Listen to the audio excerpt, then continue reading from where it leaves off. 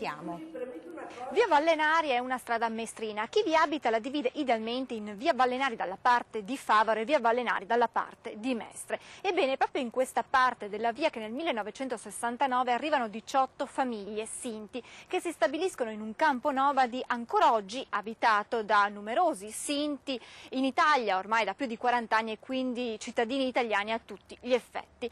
Anche se i primi documenti ufficiali risalgono al 1998, è solo nel 2001 che in tutta via Vallenari si inizia a parlare del nuovo villaggio Sinti che verrà realizzato nella via ma dalla parte di Favaro.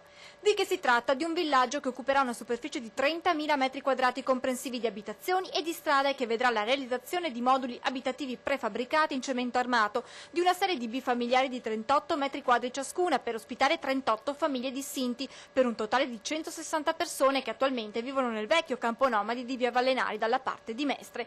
Alla luce di questo un gruppo di cittadini della zona si riunisce nel comitato No Campo Nomadi di Mestre e inizia una vera e propria battaglia contro la realizzazione di questo villaggio. Nel 2001 il comitato presenta ricorso al TAR. Nel 2006 i cittadini del comitato No Campo Nomadi di Mestre fanno sentire ancora più forte la loro voce entrando nella sala del Consiglio Comunale con alcuni cartelli durante una seduta dell'Assemblea. Nella primavera del 2006 allestiscono alcuni gazebi per tastare il polso della popolazione. In quell'anno raccolgono 3.500 firme. 2 anni dopo, nel 2008, alcune forze politiche decidono di iniziare l'iter referendario. In 2 mesi vengono raccolte 13.000 firme. Viene presentata al Consiglio Comunale di Venezia la richiesta di un referendum per chiedere ai cittadini se la realizzazione del villaggio Sinti è una priorità. Il Consiglio Comunale non accetta la richiesta.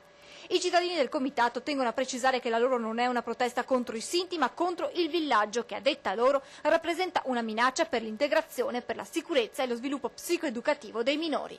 Come detto in precedenza, il comitato No Campo Nomadi di Mestre si è rivolto anche al TAR, il quale si è espresso con 2 sentenze. La prima nel 2007 che ha dato ragione al comitato dei cittadini chiedendo che venisse rielaborato il progetto dell'area secondo la legge regionale 54 dell'89 che fissa i limiti minimi e massimi di un campo nomadi.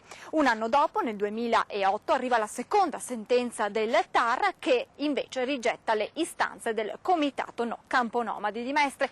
I cittadini di recente hanno fatto ricorso anche al Consiglio di Stato. A breve attendono le prime